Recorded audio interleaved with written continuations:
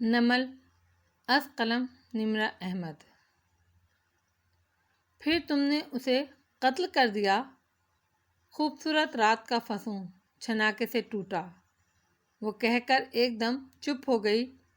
فارس نے چونک کر اسے دیکھا، پھر آنکھیں میچ کر جیسے بہت سارا ضبط کیا۔ جب آنکھیں کھولیں تو زمر نے دیکھا اس کے تاثرات اب سخت ہو چکے تھے۔ وہ ہاتھ جھاڑتے ہوئے اٹھ کھڑا ہوا، پیکٹ اٹھا لیا۔ یہ عورت کسی دن واقعی میرے ہاتھوں ایک قتل کرائے گی، منہ ہی منہ میں بڑبڑایا۔ سحری کا وقت شروع ہونے والا ہے، گھر چلیں، سب پریشان ہوں گے آپ کے لیے۔ وہ اس کی طرف سے رخ موڑ گیا، وہ بھی اٹھ کر کھڑی ہوئی تو وہ آگے چلنے لگا۔ زمر کو اندر ہی اندر اس موقع پہ وارث کی موت کا افسوس کرنے پر افسوس ہوا۔ وہ دونوں خاموشی سے گیٹ تک آئے تو اس نے پیکٹ اوپر کیبن تک اچھالا، جسے گارڈ نے بروقت کیچ کیا۔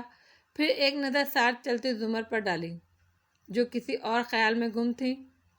مسز کاردار نے اسٹاف نکال دیا ہے سارا۔ غور سے اسے دیکھا، اس نے ہلکے سے شانے اچکائے۔ ان کی مرضی، وہ اس سے لا علم تھی۔ فارس نے فیونا کی باتوں کو ذہن سے جھٹکا۔ آپ نے نورف شیرما سے بات کی؟ اب وہ دونوں سرسری انداز میں باتیں کرتے سبزہ سے گزر رہے تھے۔ ہاں وہ بتاتی گئی۔ آپ نے یقین کر لیا؟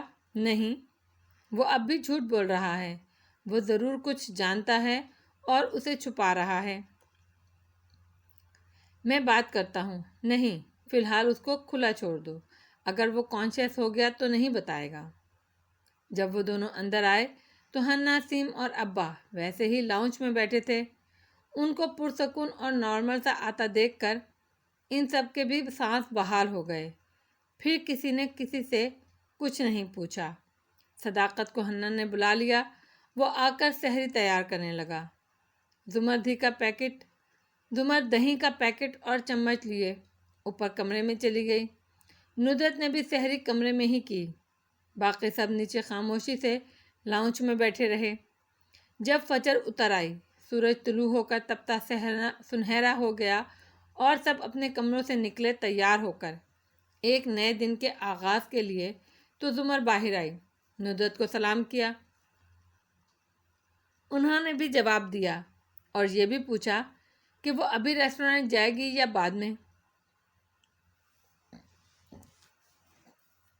زمر نے بھی اتنے ہی نارمل انداز میں بتایا کہ وہ پہلے کورٹ جائے گی، ایک کلائنٹ کی سماعت ہے، پھر ریسٹورانٹ آئے گی، اور یہ سب کہتے ہوئے اس نے دیکھا کہ اس نے وائٹ گولڈ کی نتھ پہن رکھی ہے، مگر کسی نے پوچھا نہیں کہ وہ لونگ کہاں گئی۔ اور جیسا کہ عموماً رشتہ داروں میں ہوتا ہے، لڑائی کے بعد معافی تو کوئی نہیں مانگتا، مگر موڈ اچھا کر کے یہ بتایا جاتا ہے کہ ہمارے گلے شکوے دھل گئے ہیں، سو ان کے گھر کا ماحول بھی نارمل ہو گیا۔ البتہ اسی صبح زمر کے نکلنے سے پہلے حنین نے سعدی کا لیپ ٹاپ لا کر اس کے سامنے رکھا۔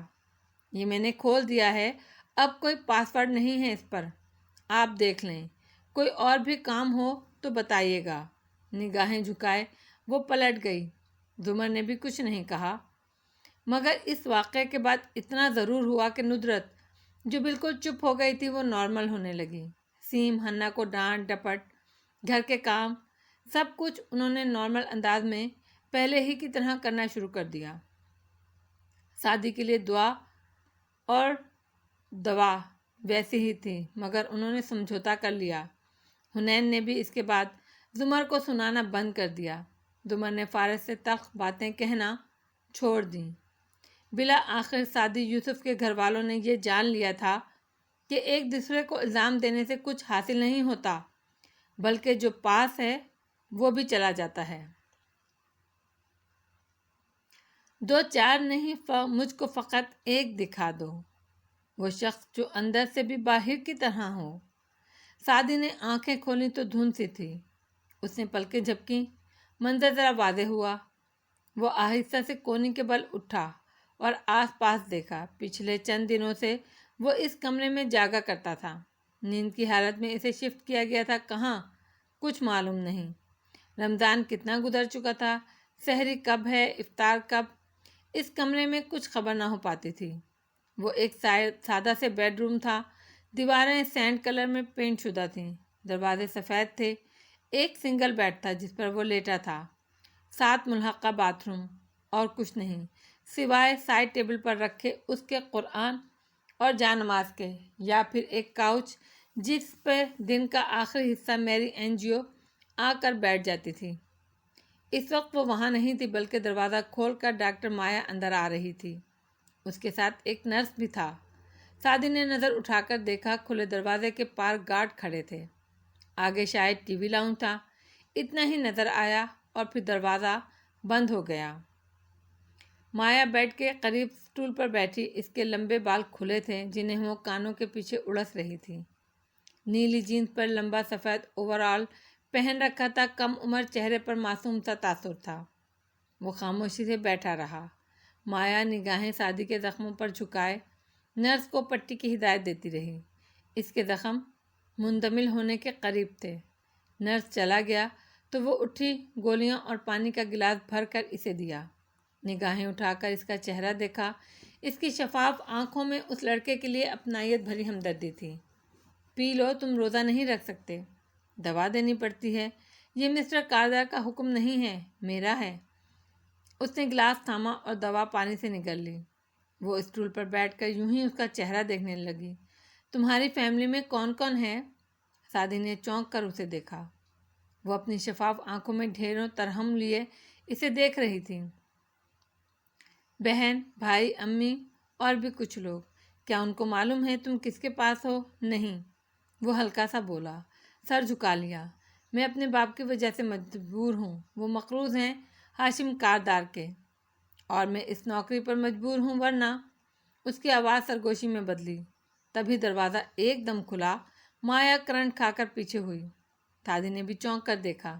میری اندر داخل ہو رہی تھی اور اسے کچھ کھٹکا تھا۔ تم ابھی تک یہاں کیوں بیٹھی ہو؟ مایا ذرا گھبرا کر اٹھی۔ صاف ظاہر تھا وہ میری کے روب میں تھی۔ میں اس سے طبیعت پوچھ رہی تھی، وہ ڈر گئی۔ میری نے گھور کر اسے دیکھا۔ تمہیں اس سے مخاطب ہونے کی اجازت نہیں ہے، باہر جاؤ۔ مایا فوراً سے باہر نکل گئی تو میری اس کے قریب آئی، سلگتی نظروں سے اسے دیکھا۔ وہ تم سے کیا پوچھ رہی تھی؟ یہی کہ میری فیملی میں کون کون ہے؟ میری چند لمحے بے بسی بھری نگاہوں سے اسے دیکھتی رہی، پھر اس نے زوردار تھپڑ سعدی کے منہ پر مارا۔ اس کا پورا دماغ گھوم گیا، دنیا چکرا گئی، دوسری طرف کو گرنے لگا اور پھر سنبھل ہی نہ پایا تھا کہ وہ جھکی اور اسے گردن سے دبوچ کر سامنے کیا۔ میں زندگی میں پہلی اور آخری نصیحت کر رہی ہوں تمہیں، سعدی یوسف خان۔ مایا اچھی ہے، بہت اچھی، لیکن اگر تم نے اس کو استعمال کرنے کی کوشش کی تو تمہارا بہت برا حال ہوگا۔ ہاشم تمہاری جان لے لے گا۔ جھٹکے سے اس کی گردن چھوڑی۔ سعدی کا پورا سراپا کانپ کر رہ گیا۔ میں نے کچھ نہیں کہا اسے۔ اگر کسی مرد نے مارا ہوتا تو وہ وضاحت نہ دیتا، مگر وہ میری تھی۔ لیکن میری سنے بغیر تیزی سے باہر مایا کے پیچھے لپکی تھی۔ وہ مجھ کو قتل کر کے کہتے ہیں، مانتا ہی نہ تھا۔ یہ کیا کہیے؟ انیکسی دھوپ میں جھلس رہی تھی۔ جب وہ کسی کام سے گھر آیا اور سیدھا اوپر اپنے کمرے کا دروازہ کھولا تو دیکھا کھڑکیاں کھلی تھیں، روشنی اندر آ رہی تھی۔ زمر اسٹڈی ٹیبل پر بیٹھی مٹھی گال تلے رکھے کچھ سوچ رہی تھی۔ سامنے سعدی کا لیپ ٹاپ کھلا پڑا تھا۔ وہ رات والے لباس میں تھی، بال بھی گول مول باندھے تھے، صبح سے باہر نہیں نکلی تھی، پیر کا انگوٹھا اس روز سے آج تک پٹی میں بند تھا۔ وہ اسے نظر انداز کرتا الماری کی طرف بڑھ گیا۔ کیا تم نے میری پکچرز لی تھیں؟ اس کے سوال پر وہ رکا، پلٹا تو چہرہ سامنے آیا، اس پہ تعجب تھا۔ زمر پشت کیے بیٹھی رہی۔ کیا؟ جب میں اس ریسٹورینٹ میں زخمی پڑی تھی اور تمہاری بیوی بھی، تو کیا تم نے اس منظر کی پکچرز لی تھیں؟ بڑے ٹھنڈے سے انداز میں پوچھا۔ مڑی نہیں۔ فارس کے ابرو تن گئے، آنکھوں میں سختی در آئی۔ آپ جواب میں کیا سننا چاہتی ہیں؟ کیا بات آپ کو خوش کرے گی؟ بتائیے، میں کہہ دیتا ہوں۔ زمر نے جواب نہیں دیا، چپ بیٹھی رہی۔ وہ بھی پلٹ گیا، الماری سے چند کاغذات نکالے، پٹ زور سے بند کیے، پھر تیزی سے باہر نکل گیا۔ وہ پھر سے اسکرین پر وہی تصویریں نکال کر دیکھنے لگی جو سعدی کے لیپ ٹاپ میں تھیں۔ یہ وہی تصاویر تھیں جو سعدی نے ہاشم کے لاکر سے نکالی تھیں اس رات جب شیرو نے اپنے اغوا کا ناٹک رچایا تھا۔ سعدی کے سامان، اس کے ٹیبلٹ اور اب اس کے لیپ ٹاپ میں سوائے ان تصاویر کے کچھ بھی ایسا نہ ملا جو اس کے کسی دشمن کی خبر کر سکتا۔ بلا آخر زمر نے موبائل اٹھایا اور احمد کے نام میسیج لکھا۔ احمد شفیع، کیا ہم مل سکتے ہیں؟ چند لمحوں بعد جواب آ گیا۔ پہلے بولیے پلیز، ساتھ ہی زبان نکالتا اسمائلی۔ وہ ہلکا سا مسکرائی۔ 1 گھنٹے میں ریسٹورینٹ پہنچ جائیے، اس سے پہلے کہ میں اپنا ارادہ بدل دوں، اور موبائل پرے ڈال دیا۔ آدھے گھنٹے بعد زمر تیار ہو کر بال آدھے کیچر میں باندھے پرس کوہنی پر ٹکائے باہر نکلی تو پرسکون لگ رہی تھی۔ کار کی طرف بڑھتے اس نے دیکھا سامنے سبززار پر مسز کاردار کے کمرے کے عقبی برآمدے میں جواہرات اور ندرت بیٹھی تھی۔ کافی دن سے جواہرات سے ملاقات نہیں ہوئی، سو اب ادھر جا بیٹھی تھی۔ جواہرات نے مسکرا کر ہاتھ ہلایا۔ زمر نے مسکرا کر سر کو خم دیا اور کار میں بیٹھی۔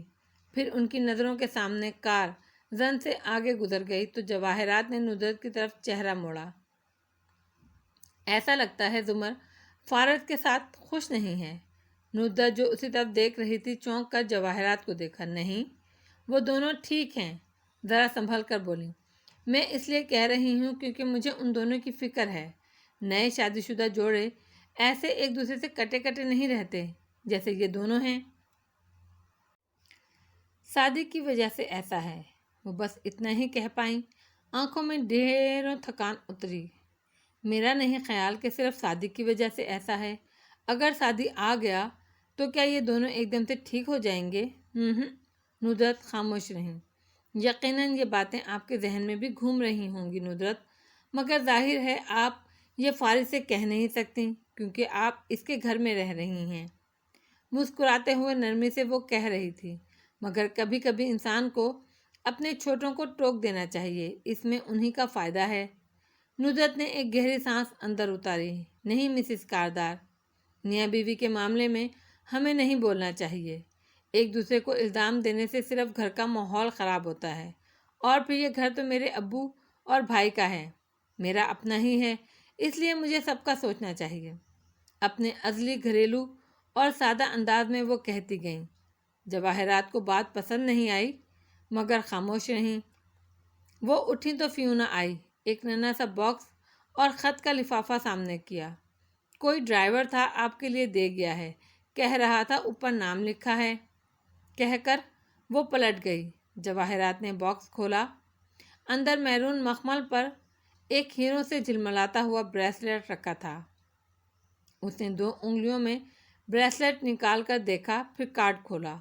اس پہ فارسی میں لکھا تھا، من الماس رابہ ملکہ دوام، چا الماس را ملکہ مغرور، ہارون عبید۔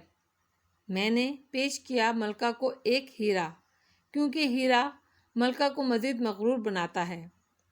ہارون عبید اور اس کی ایرانی ماں کا فارسی ٹچ۔ وہ اس کارڈ کو دیکھ کر بے نیازی سے مسکرائی۔ سو اتنے سال بعد ہارون عبید اسی شہر میں واپس آ ہی گیا۔ کوئی عجیب سا احساس تھا جو اس خوبصورت اور سنگ دل ملکہ کو اپنی لپیٹ میں لے رہا تھا، اور یہ احساس یقیناً ناخوشگوار نہیں تھا۔ من الماس رابہ ملکہ دو دم، اس نے مسکراتے ہوئے دہرایا۔ تیرا بھولا ہوا پیمانے وفا، مر رہیں گے اگر اب یاد آیا۔ ریسٹورانٹ پہ افطار بوفے کی تیاریاں زور و شور سے جاری تھیں۔ ملازموں کی بھاگ دوڑ لگی تھی۔ ایسے میں اوپری پورشن لاک کر کے زمر نیچے آ بیٹھی، اور اس وقت اس کے سامنے ہنستا مسکراتا احمد بیٹھا تھا۔ جی مسز زمر، کیسے یاد کیا آپ نے مجھے؟ وہ ٹانگ پر ٹانگ جمائے گھنگریالی لٹ انگلی پر لپیٹتے بولی، مجھے آپ کی سروسز درکار ہیں۔ یعنی آپ مجھے ہائر کرنا چاہتی ہیں؟ گڈ۔ ذرا سا مسکرایا۔ پہلے مجھے آپ کی ماہرانہ رائے چاہیے، خالص غیر جانبدارانہ۔ شیور، ویسے میری کنسلٹیٹی فیس 5000 روپے ہے، مگر چونکہ آپ آپ فارس غازی کی وائف ہیں تو آپ سے میں ذرا سوچنے کی اداکاری کی، 5,000 ہی لوں گا۔ شرارت سے مسکرایا۔ زمر نے پرس سے ایک گلابی نوٹ نکال کر سامنے رکھا۔ ایک غیر جانبدار اور سمجھدار انسان کی حیثیت سے میم، جب آپ اتنی عزت کرتی ہیں تو مجھے لگتا ہے ابھی بےعزتی ہونے والی ہے، اس نے نوٹ والیٹ میں رکھتے ہوئے کہا۔ احمد شفیع، میں سنجیدہ ہوں۔ اور وہ واقعی سنجیدہ تھی۔ صرف ایک لمحہ لگا احمد کو سیدھا ہونے میں۔ جی پوچھئے، اب کہ وہ سنجیدہ نظر آیا۔ آپ ایک سینسیبل اور ذہین انسان ہیں، کرمنل بھی رہ چکے ہیں اور ایک پیدائشی فراڈ بھی ہیں، مطلب کہ تجربہ کار ہیں۔ اس لیے اپنی پوری ایمانداری سے بتائیے، آپ کی رائے میں کیا فارس غازی نے اپنے بھائی اور بیوی کو قتل کیا تھا؟ ایمانداری سے بتاؤں؟ زمر نے اس بات میں گردن ہلائی۔ جی، میرے خیال میں اس نے بالکل یہ دونوں قتل کیے تھے۔ زمر ذرا سا مسکرائی۔ واؤ، میرا خیال تھا صاحب السجن بہترین دوست ہوتے ہیں۔ مسز زمر، آپ نے مجھ سے میری دیانت دارانہ رائے مانگی، میں نے دے دی۔ غازی کو خود بھی علم ہے مجھے اس کی بے گناہی کا یقین نہیں۔ وہ اب بھی مکمل سنجیدہ تھا، مکمل پروفیشنل۔ آپ کو کیوں یقین نہیں؟ آپ تو اس کے دوست ہیں۔ دوست ہوں، اندھا نہیں ہوں۔ غازی کے خلاف جتنے ثبوت ہیں وہ اتنے ٹھوس ہیں، اتنی مضبوط گواہیاں ہیں کہ ایسا ممکن نہیں کہ کوئی اس حد تک جائے آپ کو پھنسانے کے لیے۔ اگر اس کا کوئی سرے عام کھلے عام دشمن ہوتا تو پھر مان لیتا، مگر فی الحال میرے خیال میں اس نے یہ قتل کیے تھے۔ ہاں، آپ کے برعکس میں اسے مارجن دے سکتا ہوں۔ اس کی بیوی اور بھائی اس کو دھوکہ دے رہے تھے، اس کے پاس اور کوئی راستہ نہیں تھا۔ میرے خیال میں بھی ایسا ہی ہے، اس نے واقعی وہ قتل کیے تھے اور مجھ پر گولی چلائی تھی۔ چند لمحوں کی خاموشی چھائی رہی۔ مسز عمر، آپ نے یقیناً مجھ سے اب اگلا سوال پوچھنا ہے، کیونکہ صرف ایک سوال کے لیے تو آپ مجھے بلائیں گی نہیں۔ سو یاد رکھیں اس کے 5,000 الگ سے ہیں۔ شیور۔ اس نے دوسرا گلابی نوٹ نکالا اور سامنے رکھا، پھر سادی کے لیپ ٹاپ کو قریب کیا، چند بٹن دبائے اور پھر بولی، مجھے یہ چند تصاویر ملی ہیں اور ساتھ میں اس کال کی آڈیو جو فارس نے مجھے کی تھی۔ یہ دونوں ایک ہی وقت میں کاپی کی گئی ہیں، آج سے 1.5 سال پہلے۔ یہ تصویریں مجھے اور زرتاشا کو گولی مار دینے کے بعد کی ہیں۔ زمر نے لیپ ٹاپ کا رخ اس کی طرف موڑا۔ احمد سنجیدگی سے اسکرین کی طرف متوجہ ہوا، مگر تصاویر دیکھ کر اس کے لب کھل گئے، آنکھیں صدمے اور تعجب سے پھیلیں۔ پھر اس نے خود ہی اسکرین فولڈ کر دی۔ زمر بظاہر نارمل اور پرسکون اس کو دیکھ رہی تھی۔ آئی ایم سو سوری، میں غلط ہو سکتی ہوں اپنی جانبداری کی وجہ سے، مگر آپ بتائیے۔ وہ ٹھہری۔ آپ کے خیال میں کیا فارس یہ پکچرز لے سکتا ہے؟ احمد کا سر نفی میں ہلا۔ کبھی نہیں۔ کیوں؟ وہ مرڈرر ہو سکتا ہے، مونسٹر نہیں۔ اور یہ تصاویر؟ اس نے نفی میں سر ہلایا۔ دیکھیں، آنر کلنگ ہوتی ہے ان دو لوگوں کو اپنی زندگی سے مٹانے کے لیے، یہ ہاٹ بلڈ مرڈر ہوتا ہے، مگر ایسی تصویریں، یہ تو کولڈ بلڈ مرڈر ہیں۔ ان میں آپ کی اپنی شکار کے ساتھ کوئی جذباتی وابستگی نہیں ہوتی، نہ محبت نہ نفرت۔ وہ آپ کے لیے صرف آپ کی مہارت کا ثبوت ہوتا ہے۔ آپ سمجھ رہی ہیں نا میں کیا کہہ رہا ہوں؟ زمر نے اثبات میں سر ہلایا۔ بالکل، کیونکہ میرا بھی یہی خیال ہے۔ میں فارس کے بارے میں ہر بات پر یقین کر سکتی ہوں، مگر وہ اس حد تک نہیں جا سکتا، وہ یہ نہیں کر سکتا۔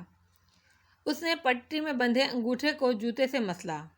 میز کی چمکتی سطح میں اپنا عکس نظر آیا تو وائٹ گولڈ کی نت چمکی، مگر اس ننھے الماس والی لونگ جیسی چمک اس میں نہیں تھی۔ احمد چند لمحوں کے لیے خاموش ہو گیا۔ ریسٹورینٹ میں لوگوں کی چہل پہل سے وہ دونوں کٹ چکے تھے۔ مسز عمر، آپ کو کچھ اور بھی چاہیے شاید مجھ سے؟ زمر نے ہلکی سی گردن ہلائی۔ مجھے ایک قابل اعتماد انویسٹیگیٹر چاہیے، اور مجھے پتہ ہے آپ اپنے کام میں مہارت رکھتے ہیں۔ میں چاہتی ہوں آپ مجھے پتہ کر کے دیں کہ یہ تصویریں ہوٹل کے کس کمرے سے لی گئی ہیں، کس نے لی ہیں، اور سعدی کو یہ کہاں سے ملی؟ مجھے لگتا ہے وہاں کوئی اور بھی تھا، یہ فارس نہیں ہے تو پھر کون ہے؟ ہو سکتا ہے اسی شخص کا سعدی کی گمشدگی میں ہاتھ ہو۔ فارس کے دشمن ہیں اور سعدی کو اسی کے دشمنوں نے غائب کروایا ہے۔ شیور، میں پتہ لگانے کی کوشش کرتا ہوں اور آپ کو کہنے کی ضرورت نہیں، یہ میرے اور آپ کے درمیان رہے گا۔ فارس، زمر کچھ کہتے کہتے چپ ہو گئی۔ احمد نے غور سے اسے دیکھا۔ جی، آپ کو کبھی کسی غصہ ور آدمی سے واسطہ پڑا ہے احمد؟ جی، میرے ابو بہت غصہ ور تھے، اسی لیے تو میں اتنا سویٹ ہوں۔ غصہ ور آدمی پتہ ہے کیسا ہوتا ہے؟ اسے جلدی غصہ چڑھتا ہے، پھر وہ نہیں دیکھتا کہ آگے کون ہے، بس اسے رگیت دیتا ہے۔ پھر غصہ ٹھنڈا ہوتا ہے تو معافی مانگتا ہے، دوبارہ کبھی غصہ نہ کرنے کا وعدہ کرتا ہے، اور کچھ دن بعد پھر وہی حرکت کرتا ہے۔ مگر فارس، وہ ایک طرف ایک فصیلہ غصیلا انسان ہے، مشہور ہے، مگر کوئی چیز ایڈ اپ نہیں ہوتی، اس کی پرسنالٹی اسکیچ میں کچھ غلط ہے کچھ غلط۔ وہ جیل میں کیسا تھا؟ وہ اپنا سارا وقت، مطلب زیادہ وقت، لڑائی جھگڑوں میں گزارتا تھا، پھڈے، گروہ بندیاں اور دوسروں کے لیے ہی لڑتا تھا۔ مگر اتنا وقت وہ اپنے پریزن رائٹ حاصل کرنے کے لیے لگاتا تو آج جیل جنت بن چکی ہوتی۔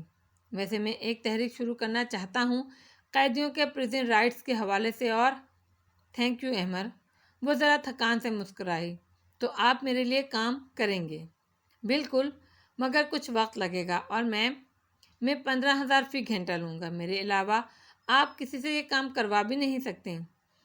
اس کو دوسرے لفظوں میں بلیک میلنگ کہتے ہیں۔ نہیں، اس کو ایک ایکسپرٹ ہائر کرنے کی فیس کہتے ہیں۔ آپ کو اندازہ ہے ہارون عبید مجھے کتنا پے کر رہے ہیں؟ کون ہارون عبید؟ احمد کا منہ بنا۔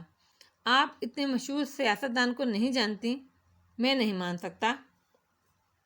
اچھا، وہ ہارون عبید، انہوں نے تو ایک اسکینڈل کے بعد فارن منسٹری سے استعفیٰ دے دیا تھا۔ اب کہاں سے آ گئے؟ ہمارے سیاستدان، یہ کچھ عرصہ ہیبینرٹ کرتے ہیں، پھر دوبارہ میدان میں آ جاتے ہیں، اور اپنا امیج درست کرنے کے لیے ان کو ہمارے جیسے کنسلٹنٹ کی ضرورت ہوتی ہے۔ اب دیکھیے گا 3 ماہ کی میڈیا کیمپین کے بعد میں ان کو کیسے مشہور کرتا ہوں۔ زمر نے ہاتھ اٹھا کر اس کی چلتی زبان کو روکا۔ میں قائل ہو گئی آپ کی فیس کے لیے، مگر میرا کام ہونا چاہیے۔ شیور، وہ مسکراتے ہوئے اٹھ کر کھڑا ہوا۔ بلا آخر زمر یوسف کو کچھ سکون ملا تھا۔ بجھ گئی شمع حرم، باب کلیسا نہ کھلا، کھل گئے زخم کے لب، تیرا دریچہ نہ کھلا۔ جب زمر گھر آئی تو کمرے میں وہ صوفے پر ٹانگ جمائے بیٹھا، گھٹنے پہ رکھے لیپ ٹاپ پر کام کر رہا تھا۔ آہٹ پر نظر انداز کرتا کام کرتا رہا۔ کل میں جاؤں گی ڈاکٹر توقیر سے ملنے، جیسا کہ ہم نے ڈیسائیڈ کیا تھا۔ وہ پرس اور فائلز سائڈ ٹیبل پر رکھ رہی تھی۔ ابھی کچھ دن ٹھہر جائیے۔ زمر نے تعجب سے اسے دیکھا۔ فارس، نیاز بیگ والے واقعے کو 8 دن گزر چکے ہیں، اب مزید کتنا انتظار کریں گے؟ اگر تب تک شادی نہ رہا ہوا تو وہ لوگ اسے نہیں ماریں گے، اگر مارنا ہوتا تو اوٹی میں مار دیتے۔ یہ آپ نہیں کہا تھا نا؟ وہ ٹائپ کر رہا تھا۔ مگر جو مقصد انہیں اس سے چاہیے وہ پورا ہو گیا تو وہ اسے زندہ کیوں رکھیں گے؟ وہ ایک سائنسدان ہے، ایک حساس ادارے کا سائنسدان۔ وہ اس سے ہر ممکن کام لیں گے، اور چند دن کی ہی تو بات کر رہا ہوں میں، آگے آپ کا فیصلہ ہوگا۔ وہ تیکھی نظروں سے اسے دیکھنے لگی۔ میرا نہیں خیال کہ اب فیصلے میں کر رہی ہوں، فی الحال تو تم ڈیسائیڈ کر رہے ہو کہ کیا کرنا ہے اور کیا نہیں۔ فارس نے ایک نظر اٹھا کر اسے دیکھا۔ پتہ نہیں آپ کیا بولے جا رہی ہیں، میں اس لیے کہہ رہا تھا کہ ڈاکٹر توقیر دبئی میں ہیں، ذرا دونوں میاں بیوی آ جائیں، پھر ہم ان کو دیکھ لیں گے۔ دونوں میاں بیوی؟ اس کی بیوی کا کیا ذکر؟ اور فارس غازی کی ٹائپ کرتی انگلیاں تھمیں۔ ایک دم رک کر اس نے زمر کو دیکھا۔ میرا مطلب تھا ہم دونوں۔ نہیں، تمہارا یہ مطلب نہیں تھا۔ وہ سامنے کھڑی چپتی ہوئی نظروں سے اسے دیکھ رہی تھی۔ تم نے اس کی بیوی کا ذکر کیوں کیا؟ زمر، میں سارا دن کا تھکا ہوا آیا ہوں، کیا اس وقت میرا دماغ خراب کرنا ضروری ہے؟ ایک دم غصے سے اکتا کر اٹھا اور لیپ ٹاپ اٹھائے باہر نکل گیا۔ وہ آنکھیں سکیڑ کر اسے جاتے دیکھتی رہی، پھر مڑی تو دیکھا صوفے پر اس کا والد پڑا تھا۔ दुमर ने चंद लम्हों के लिए सोचा, फिर वॉलेट उठाया, अंदर झांका। इसमें पैसे थे, चंद एक विजिटिंग कार्ड और एटीएम कार्ड। इसने वही निकाला। ऊपर जली हरूफ में लिखा था, फारस ताहिर गाजी। वो बुड़बुड़ाई, मुझे तो इसका पूरा नाम भी नहीं मालूम। कार्ड वापस रखकर उसने वॉलेट वहीं डाल दिया। फिर वो बेड पर बैठी और सैंडल उतारते हुए सोचने लगी। मुझे इसमें कोई शक नहीं कि वो एक कातिल है, इसमें भी कोई शक नहीं कि वो सादी के साथ मुखलिस है, मगर इसके अलावा मैं क्या जानती हूँ फारिस के बारे में? एक कमगो, गुस्सावर और पुरस्कार शख्स। मगर इससे हटकर फारिस गाजी कौन है? वो सोच में गुम बैठी रही। फिर एकदम मुट्ठी नीचे आई तो फारिस नहीं था। बैरून दरवाजे से आवाज़ें आ रही थीं। वो नुदरत के साथ बाहर बैठा था। जुमर दबे कदमों से चलती बेसमेंट की सीढ़ियाँ उतरने लगी। नीचे तहखाना अंधेरे में डूबा पड़ा था। उसने एक ही बत्ती जलाई तो वो वसी कमरा नीम अंधेरा हो गया। वहाँ कोने में एक छोटे से कमरे का दरवाज़ा था, जैसे कोई स्टोर हो। फारस ने इसको शादी की पहली रात बता दिया था कि बेसमेंट की चाबी वो उसको नहीं दे रहा। उधर दत्ताशा की चीज़ें पड़ी हैं। फिर जब हन्ना लोग इधर आकर रहने लगे तो सामान रखने के लिए उसने बेसमेंट खोल दी, मगर ये कमरा जुमर उसके बंद दरवाजे के सामने आकर ठहरी। इसकी चाबी अभी उसने किसी को नहीं दी थी। क्या रखता था वो इसमें? अक्सर वो इसे बेसमेंट से ऊपर आते देखती थी। बार बार उसे इस कमरे में जाने की क्या ज़रूरत पड़ती थी?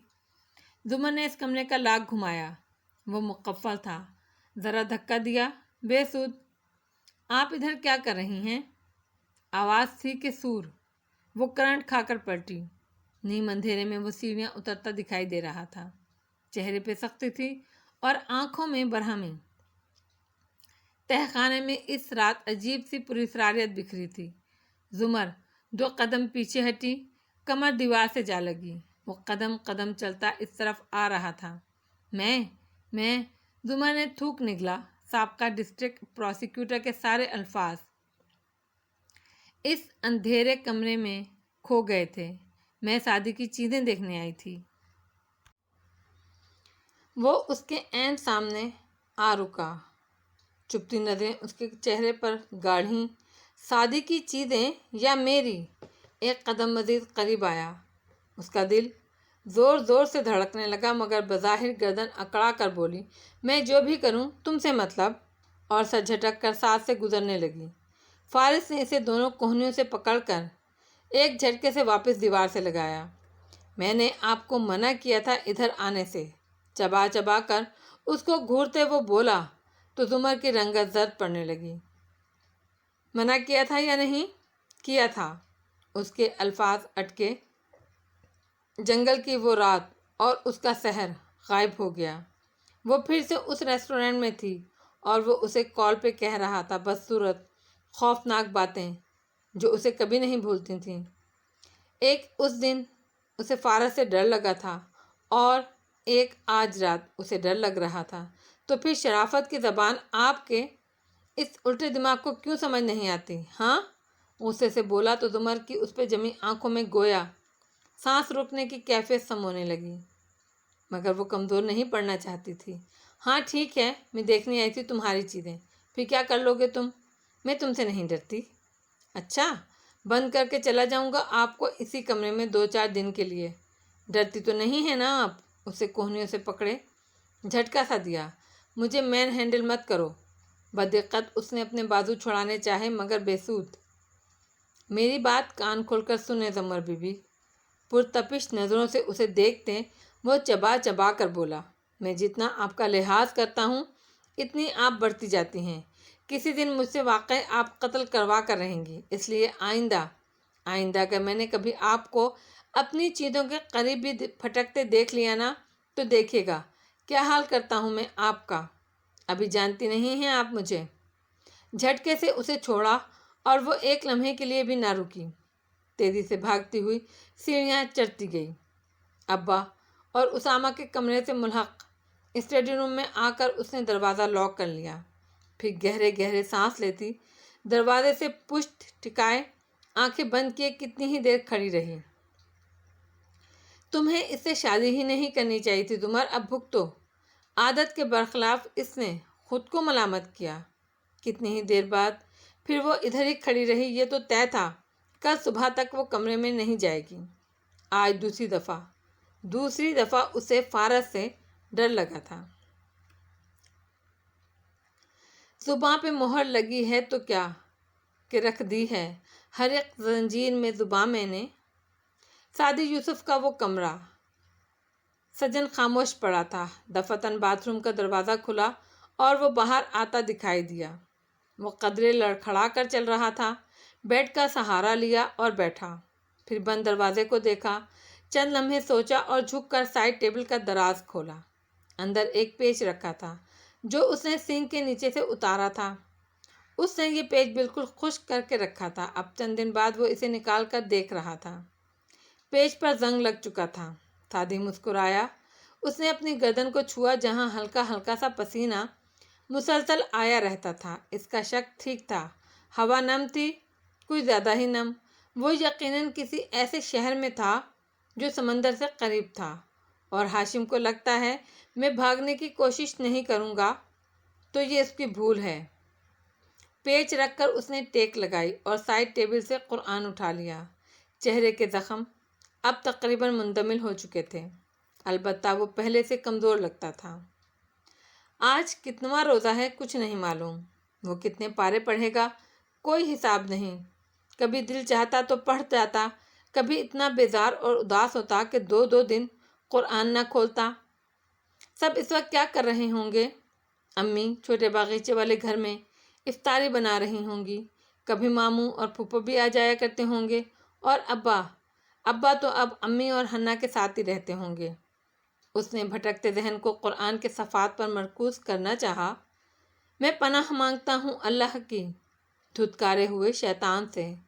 تعوذ پڑھ کر اس نے النمل وہیں سے کھولی جہاں سے اس دن چھوڑی تھی۔ اور بے شک ہم نے دیا داؤد اور سلیمان کو علم۔ سعدو کے ابرو ستائشی انداز میں اٹھے۔ گھر والوں کی یاد محو ہونے لگی۔ وہاں اللہ تعالیٰ، اس طرح کی آیات اور یہ شاہانہ انداز، the king of all kings. جب آپ فرماتے ہیں ہم نے یہ کیا تو مجھے بہت اچھا لگتا ہے، بہت فخر محسوس ہوتا ہے۔ میں بتوں کو پوجنے والوں، انسانوں کو خدا کا بیٹا ماننے والوں اور قبروں کو سجدہ کرنے والوں کے سامنے گردن اٹھا کر فخر سے کہہ سکتا ہوں کہ دیکھو میرا رب تو یہ ہے، بادشاہوں کا بادشاہ، میرے اور اس کے درمیان کوئی تیسرا نہیں ہے۔ نرمی سے مسکراتے سر جھکائے وہ کہہ رہا تھا، اور اللہ کی باتیں تو ختم نہیں ہوتی۔ سو سعدی نے آیات کے الفاظ پر توجہ دی۔ ہم نے دیا داؤد اور سلیمان کو علم، اور ان دونوں نے کہا سب تعریفیں اللہ کے لیے ہیں جس نے فضیلت دی ہم کو بہت سے مومن بندوں کے اوپر۔ اس نے رک کر ذرا سوچا، کتنی امیزنگ بات ہے اللہ تعالیٰ۔ اکثر ہماری فیملیز میں کئی بچوں میں سے 1 یا 2 بہت لائق نکلتے ہیں۔ ماں باپ اپنی تربیت پر اتراتے ہیں اور وہ بچے اپنی ذہانت پر، مگر آپ کہتے ہیں جیسے داؤد علیہ السلام کے 19 بیٹوں میں سے صرف 1 سلیمان علیہ السلام کو آپ نے خاص علم عطا کیا، ویسے ہی ہر ایک کو مجھے بھی علم آپ نے ہی دیا، اور وہ بچے اپنی ذہانت پر۔ مگر آپ کہتے ہیں کہ جیسے داؤد علیہ السلام کے 19 بیٹوں میں سے صرف 1 سلیمان علیہ السلام کو آپ نے خاص علم عطا کیا تھا، ویسے ہی ہر ایک کو مجھے بھی علم آپ نے ہی دیا ہے، عمل بھی آپ دیتے ہیں۔ اگر ماں باپ دیتے تو ساری اولادوں کو دے دیتے، مگر باقی اولادوں کو بھی آپ نے ضرور کچھ اور عطا کیا ہوتا ہے۔ پتہ ہے اللہ تعالیٰ، لوگ مجھ سے اکثر پوچھتے ہیں سعدی تمہیں اتنا اچھا قرآن کس نے سکھایا؟ میں کہتا ہوں مجھے میرے رب نے سکھایا ہے۔ آپ اسی سے علم کے لیے دعا کریں، وہ آپ کو مجھ سے بھی اچھا قرآن سکھائے گا۔ قید خانے کا وہ کمرہ اس تپتی دوپہر میں بھی کھلے پہاڑی مقام کی طرح ٹھنڈا ہو گیا تھا۔ سعدی ارد گرد سب کچھ بھلائے بس ان الفاظ کو پڑھ رہا تھا، اور وارث ہوئے سلیمان داؤد کے، اور کہا سلیمان نے کہ اے لوگو، ہم سکھائے گئے ہیں پرندوں کی بولیاں اور ہمیں عطا کی گئی ہے ہر چیز۔ بے شک یہ وہ فضل ہے جو روشن نمایاں ہے، घुंघराले बालों वाले लड़के की मुस्कुराहट गहरी हुई और फिल्मी अदाकारों, सियासी लीडर्स और ऐसे तमाम लोग जिनकी वजह शोहरत वो काम है जो अल्लाह को पसंद नहीं, इन सब की परिस्तिश करने वाले परिस्तारों के सामने मैं गर्दन उठाकर कह सकता हूँ कि देखो, मेरे आबाओ अजदाद तो ये लोग हैं जो अंबिया हैं, जो इतनी शान से बात करते हैं। इन्हें अल्लाह ने क्या क्या नहीं अता किया, मगर इन्होंने अपना इल्म रोक कर नहीं रखा, बुखल नहीं किया, नेमतों का एतराफ़ किया, और यही शुक्र होता है। और हम लोग, इसकी मुस्कुराहट उदासी में बदली। हमें तो ज़रा सा हुनर आ जाए, हम किसी को बताते नहीं कि कहीं वो हमसे अच्छा ना कर ले। इतने संगदिल क्यों हैं हम? क्यों अल्लाह ताला? कमरे में इस वक्त सकीनियत उतरी थी, ठंडी मीठी छाया। वो सर झुकाए आगे पढ़ने लगा। और इकट्ठे किए गए सुलेमान के लिए उनके लश्कर जिनों में से, इंसानों में से और परिंदों में से तो पूरे ज़ब्त में रखे गए थे। सादी ने आंखें बंद करके याद करना चाहा। अल्लाह ताला, ज़ब्त के लिए जो लफ्ज़ आपने इस्तेमाल किया वज़ा, इसका असल लग़वी मतलब क्या था भला? कुछ दिमाग आजकल सुस्त रहता था, सो ज़रा देर से याद आया। हाँ, फ़ौज को तरतीबवार हिस्सों में रखना एक दूसरा मतलब भी था। ज़रा जहन पर जोर दिया, शायद रोकना और मना करना। सो बात यह है अल्लाह ताला, आंखें खोलकर वो ज़रा सुकून से अपनी बात समझाने लगा कि जिनों और परिंदों को तो रहने दें, सिर्फ इंसानों पर हुक्मरानी करने के लिए, अपना राज कायम रखने के लिए, भला वो घर का हो या किसी इदारे का या पूरे मुल्क का, डिसिप्लिन सबसे ज़्यादा ज़रूरी है। और जब इस डिसिप्लिन को भी डिसिप्लिन करना चाहिए, वो न ज़्यादा रोक टोक हो न कम। खैर फिर क्या हुआ, बहतीरे बार पढ़ी सूरा हर दफ़ा नहीं लगती। तो दिलचस्पी से अगली आयत की तरफ आया, यहाँ तक कि वो सुलेमान अलैहिस्सलाम जब आए चींटियों की एक वादी तक, वो हल्का सा मुस्कुराया।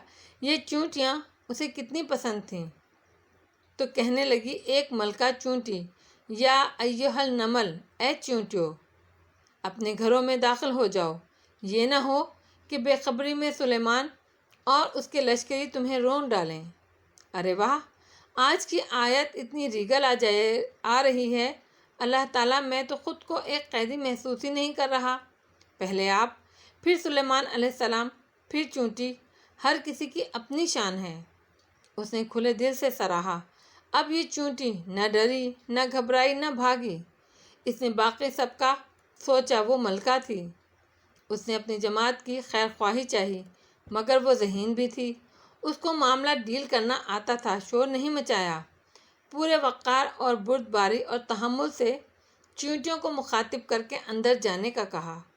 और फिर बड़े लोगों की बड़ी बातें होती हैं। उसने भी छोटी हरकत नहीं की, बड़ा दिल रखा।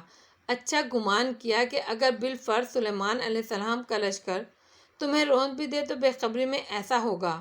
आपसे ऊंचे और बड़े लोग आदतन आपको रोंद कर निकल जाते हैं। अपनी हिफाजत आपको खुद करनी होती है। अल्लाह, पता है क्या, मेरी टीचर कहती थी, नमल ज़हीन फीमेल्स की सूरत है। इसमें एक चींटी है जो चींटी होकर भी मलका है, और उसमें एक मलका है, मलका बिल्किस, वो मलका होकर भी एक चींटी ही है। देखा जाए तो सारी औरतें ऐसी ही होती हैं, वो किसी के लिए मलका और किसी के लिए चींटी होती हैं। इस ठंडी छाया वाले कमरे में बैठा वो लड़का उदासी से मुस्कुराते हुए बोले जा रहा था।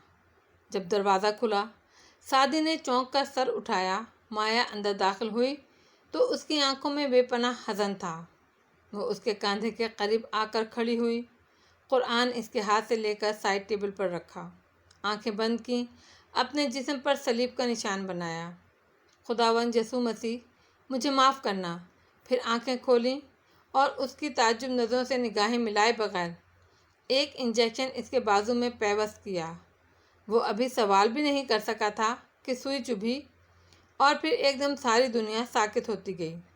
मंजर धुंधलाता, फिर वाज़ा होता, फिर धुंधलाता। वो हिल भी नहीं सका। اس کا جسم سن ہو چکا تھا۔ مایا نے اسے لٹایا کروٹ کے بل، یوں کہ اس کا چہرہ دروازے کی طرف تھا اور دونوں بازو اسی سمت گرے ہوئے تھے۔ چہرہ شاکڈ اور ساکن تھا، جیسے وہ بت بن گیا ہو، مگر آنکھیں سب دیکھ رہی تھیں۔ مایا سر جھکائے باہر نکلی۔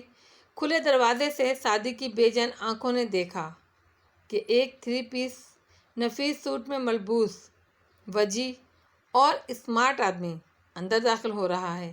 اس کے بال جیل لگا کر پیچھے سیٹ تھے، کلائی کی گھڑی، چمکتے بوٹ، وہ سب دیکھ سکتا تھا۔ کسی نے کرسی لا کر وہ سعدی کے قریب رکھی اور وہ سعدی کے قریب بیٹھا، ٹانگ پر ٹانگ جمائی شاہانہ انداز میں، کرسی کی پشت پر بازو پھیلائے۔ Hello again Saadi. ہاشم کی آواز بھاری ہو کر اس کی سماعتوں سے ٹکرا رہی تھی۔ وہ بنا پلک جھپکے نیم مردہ سا پڑا اسے دیکھے گیا۔ کیسے ہو تم؟ اوہ آئی ایم سوری، اس انجیکشن کے لیے چند گھنٹوں میں تم ٹھیک ہو جاؤ گے۔ میں تم سے ڈرتا نہیں ہوں، بس یہ نہیں چاہتا کہ تم مجھ پر حملہ کرو اور تمہارے زخم ادھڑیں۔ مجھے تمہاری فکر ہے بچے، اور میرا خیال ہے تمہاری فکر صرف مجھے ہی ہے، تبھی تو عید سے کچھ دن پہلے میں اسپیشل تمہارے پاس آیا ہوں، تمہیں عید کا تحفہ لے کر۔ آواز پورے کمرے میں گونج رہی تھی۔ وہ ٹانگ پر ٹانگ جمائے بیٹھا انگلی سے تھوڑی مسلتے کہہ رہا تھا، کیا تم میرا شکریہ ادا نہیں کرنا چاہو گے؟ میں نے تمہاری جان بچائی کیونکہ سعدی میں تمہیں پسند کرتا ہوں، اس لیے میں نے سوچا ایک اتنے ذہین اور قابل سائنسدان کو ضائع کیوں ہونے دوں۔ دیکھو میں نے تمہیں ایک اچھی آفر دی تھی کہ میرے لیے کام کرو، مگر تم نے جواب میں کیا کہا؟ تم نے میرے بھائی کو گالی دی، مگر میں تمہارا ہر قصور معاف کر رہا ہوں۔ آج سے ہم نئی شروعات کریں گے۔ سعدی اسی طرح بے جان مردہ سا خالی آنکھیں اور مفلوج بدن لے کے ساتھ اسے دیکھتا گیا۔ وہ اب جیب سے ایک بڑا پیکٹ نکال رہا تھا، مگر اس سے پہلے تمہارے عید کا تحفہ۔ پیکٹ سے اس نے ایک لارج فوٹوگراف نکالا۔ تمہیں معلوم ہے تمہاری فیملی شفٹ ہو گئی ہے؟ گیس کرو کدھر؟ میرے گھر کی انیکسی میں۔ تم نے کہا تھا میں ان سے دور رہوں، مگر وہ تو خود قریب آ گئے ہیں۔ سعدی کی مفلوج آنکھوں میں سرخی سی ابھرنے لگی، مگر وہ ہل نہیں سکتا تھا۔ ہاشم نے تصویر اس کے سامنے کی، لون کا منظر، سارا اور ذکیہ خالہ کے ساتھ افطار کی میز پر ہاشم امل اور نور کو پیار کر رہا تھا۔ یہ تصویریں اس دن اس کے حکم پر فیونا نے لی تھیں۔ خیر دیکھو تمہاری باس بھی عرصے بعد تمہارے گھر آ گئی، میں بھی کچھ دیر بیٹھا ان کے ساتھ۔ وہ سب یوں بات کر رہے تھے جیسے تم مر چکے ہو۔ مفلوج پڑے سعدی کا دل مفلوج نہیں ہوا تھا، وہ بری طرح ڈوبا تھا۔ سارا خالہ نے کسی کو نہیں بتایا؟ ہاشم نے تصویر اچھال دی، وہ سعدی سے ٹکرا کر فرش پر گری۔ اس نے دوسری تصویر سامنے کی، رات کا منظر، انیکسی کے سامنے کھڑے بات کرتے شیرو اور زمر۔ معاف کرنا، مگر کہیں یہ تمہاری ڈیئر زمر تو نہیں جو اس وقت شیرو سے اتنے دوستانہ انداز میں باتیں کر رہی ہیں؟ شیرو وہی ہے نا جس نے تم پر گولی چلائی تھی؟ مگر زمر اور فارس کو فکر نہیں ہے اس بات کی۔ ویسے بھی نیاز بیگ نامی کرائے کا گنڈا پکڑا جا چکا ہے اور اس نے تمہارے قتل کا اعتراف بھی کر لیا ہے۔ اب سب تمہیں رو کر چپ بھی ہو گئے ہیں، اور ہاں زمر کی جاب چلی گئی ہے اور آج کل وہ بھی اپنی جاب کے لیے فارس ہی کی طرح مصروف ہیں۔ وہ تصویر بھی بھیک کی طرح سامنے پھینکی اور ایک اور تصویر نکالی، انیکسی کے بیرونی زینے پر بیٹھی خاموش اور اداس حنین، تمہاری بہن، بس وہی اکیلی رہ گئی۔ مگر فکر مت کرو، مجھے اندازہ ہے تمہاری بہن کو مجھ پر سیکرٹ قسم کا کرش ہے، سو ہم اچھے دوست بن گئے ہیں، وہ کہہ رہا تھا، اور سعدی کی آنکھوں میں سرخ خراشیں ابھر رہی تھیں۔ اس نے پورا زور لگا کر اٹھنے کی کوشش کی، مگر جسم ہلنے سے قاصر تھا۔ کیا مرنا ایسا ہوتا ہے؟ اب وہ بیچاری بچی مجھے دن رات میسج کرتی ہے، اور تمہیں پتہ ہے میں اب کیا کروں گا؟ کسی رات جب فارس گھر نہیں ہوگا تو میں اسے اپنے پاس بلاؤں گا، جو بھی بہانہ کروں گا۔ مگر وہ معصوم بچی مان لے گی۔ تمہیں پتہ ہے نا میرا کمرہ اس کے کتنے قریب ہے، سو میں کوشش کروں گا کہ اس ایونٹ کی بھی تصویریں لوں، مگر تمہیں برا لگے گا، اس لیے اگر تم چاہتے ہو کہ میں ایسا نہ کروں تو آج سے ہم نئی شروعات کریں گے۔ تمہارے گھر والے تمہیں بھول چکے ہیں، کوئی ثبوت میں نے نہیں چھوڑا اپنے خلاف، اور ہاں، تمہاری بہن نے وہ فلیش بھی میرے حوالے کر دی ہے جس میں میری فائلز تھیں، سو تم ان لوگوں کو بھول جاؤ سعدی۔ تمہاری فیملی اب میں ہوں اور میرا کاروبار اب تم بنو گے۔ وہ اٹھا، قدم قدم چلتا اس کے قریب آ کھڑا ہوا۔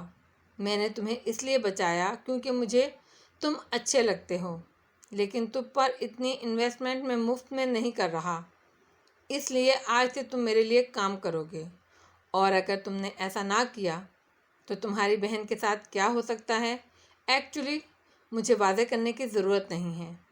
کہیں کوئی بزر سی بجی۔ سعدی کی مفلوج آنکھوں نے دیکھا وہ جیب سے سیل فون نکال رہا تھا، پھر مسکرایا، نائس ٹائمنگ، پاکستان سے ہے وہ بھی تمہاری بہن کا، میں اس سے بات کرتا ہوں، تب تک تم میری بات پر غور کرو۔ پھر فون کان سے لگایا اور خوشگوار انداز میں بولا، ہیلو حنین، کیسی ہو؟ اسپیکر آن کر لیا تھا۔ کمرے میں حنین کی آواز گونجی، میں ٹھیک ہوں، آپ باہر گئے ہوئے ہیں؟ میں انڈیا میں ہوں، ایک پرانے دوست سے ملنے۔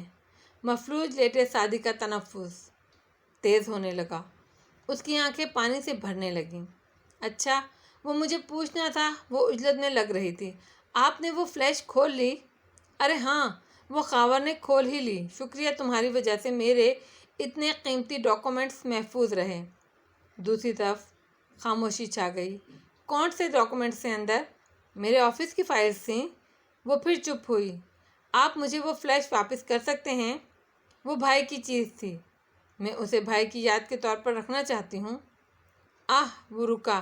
اچھا، میں تمہیں پرنٹ شدہ ڈاکومنٹس بھیج دوں گا واپس آ کر، یا پھر وہ ذرا رکا، تم کسی دن آ کر میرے کمرے سے لے جانا۔ اس نے کروٹ لیے لڑکے کا چہرہ دیکھا، ایک آنسو اس کی ساکت آنکھ سے ٹپک کر تکیے میں جا گرا تھا۔ ہاشم باہر نکل گیا اور پیچھے کمرے میں قبر سی خاموشی چھا گئی۔ کیا مرنا ایسا ہوتا ہے؟ وہ یہیں سے لوٹ جائیں جنہیں سر عزیز ہے، ہم سر پھروں کے ساتھ کوئی سر پھرا چلے۔ ہزاروں میل دور اسلام آباد کے اس مضافاتی علاقے میں قصر کی نیکسی کی بیسمنٹ میں کھڑی حنین نے ہاشم کی کال کاٹی تو اس کے چہرے پر شدید ملال چھایا تھا۔ تو اب آپ مجھ سے بھی جھوٹ بولنے لگے ہیں ہاشم؟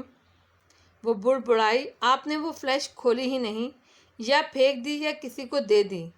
اگر کھولتے تو دیکھ لیتے، اس میں میرے 2 کورین ڈرامے تھے جو میں نے اسی رات لاک کر کے آپ کے لیے تیار رکھے تھے، کیونکہ میں آپ کو بتانے کی غلطی کر چکی تھی اور اب ناراض نہیں کر سکتی تھی، مگر آپ نے کیسے مجھ سے جھوٹ بول دیا؟ سر جھٹکا اور پھر اپنے سامان سے اس نے علیشا کے نیکلس کے ساتھ رکھی سفید فلیش ڈرائیو نکالی جو سعدی نے اس کو دی تھی۔ آپ کو تو اس ڈرائیو کا رنگ بھی نہیں پتہ تھا، تو یہ آپ کی کیسے ہوئی؟ اتنا جھوٹ! اس کا دل بری طرح دکھا۔ محبت ایک طرف، لیکن میں بھائی کی چیز آپ کو نہیں دے سکتی تھی۔ اس نے باکس بند کیا، فلیش لیے اوپر زینے چڑھنے لگی۔ آخر دیکھوں تو صحیح، اس میں اتنا کیا خاص ہے جو سعدی بھائی اور ہاشم دونوں اس کو حاصل کرنا چاہتے ہیں؟ کچھ دیر بعد وہ لیپ ٹاپ کھولے لاؤنج میں بیٹھی فلیش لگا رہی تھی اور اس پروگرام کو سمجھنے کی کوشش کر رہی تھی جس کے ذریعے ان ڈاکومنٹس کو مقفل کیا گیا تھا۔ تبھی زمر سیڑھیاں اتر کر نیچے آئی۔ میں بیسمنٹ میں جا رہی ہوں ہنا، فارس آئے تو اسے بتا دینا کہ نیچے تہہ خانے میں جو اسٹور روم بنا ہے اس کا لاک تڑوایا ہے میں نے۔ اطلاع دے کر وہ نیچے چلی گئی۔ ہنا نے بے دھیانی سے اس کی بات سنی۔ ذرا دیر بعد ہی فارس گھر میں داخل ہوا تو اسے لیپ ٹاپ پر کام کرتے دیکھا۔ تمہارے ہاتھ میں کمپیوٹر، خیریت؟ دروازہ کھولتے ہی اس نے ایک اچھتی نگاہ گھر پر ڈالی جو رات کی خاموشی میں ڈوبا تھا۔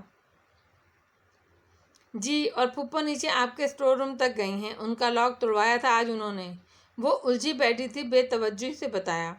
اور فارس غازی کا دماغ ایک دم گھوم کر رہ گیا، پھر تیزی سے سیڑھیوں کی طرف لپکا۔ سبک رفتاری سے زینے پھیلانگتا نیچے آیا تو وسیع تہخانہ تاریک پڑا تھا۔ کونے والے کمرے کا دروازہ بند تھا۔ وہ اسی دروازے سے کمر ٹکائے سینے پر بازو لپیٹے کھڑی تھی، منتظر۔ وہ غصے سے سرخ چہرہ لیے جارحانہ انداز میں اس کی طرف بڑھا۔ کس کی اجازت سے آپ نے اس کمرے کا لاک توڑوایا؟ منع کر کے گیا تھا نا؟ غضبناک ہو کر اس کی آنکھوں میں دیکھتا وہ غراتے ہوئے قریب آیا کہ دفعتاً رکا۔ زمر بس ٹھنڈی آنکھوں سے اسے دیکھ رہی تھی۔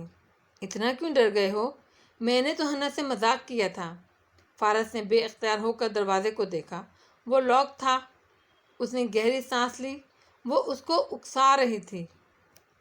کیا چاہتی ہیں آپ؟ پلیز اپنا غصہ مجھ پر ضائع مت کریں، کیونکہ نہ میں تم سے ڈرتی ہوں، نہ میں کبھی اس کمرے کا لاک توڑواؤں گی، بلکہ تم مجھے خود یہ کھول کر دکھاؤ گے، ٹھنڈے انداز میں وہ کہہ رہی تھی، اور تم مجھے خود بتاؤ گے تم اس میں کیا رکھتے ہو، تم سارا دن کیا کرتے ہو، تم 4 سال سے کیا کرتے رہے ہو، تم ہمیشہ کہیں جا رہے ہوتے ہو، کہیں سے آ رہے ہوتے ہو۔ تم سے شادی سے پہلے میں نے اس ریسٹورینٹ میں آ کر تم سے صرف سچ بولا تھا۔ دشمنی اپنی جگہ، دیانتداری اپنی جگہ، سو اب سچ بولنے کی باری تمہاری ہے۔ وہ کچھ دیر لب بھینچے برہمی سے اسے دیکھتا رہا۔ ڈرتا نہیں ہوں آپ سے، صرف اس لیے اپنی چیزیں الگ رکھتا ہوں کیونکہ اگر آپ دیکھیں گی تو میرے ساتھ کام نہیں کریں گی۔ زمر 2 قدم آگے آئی، تیکھی نظروں سے اس کی نگاہوں میں دیکھا۔ فارس، جیسے ہم نے نیاز بیگ کو گھیرا ویسے ہی سرمد شاہ کو بھی گھیر لیں گے، آہستہ آہستہ شادی کے ہر ایک مجرم کو۔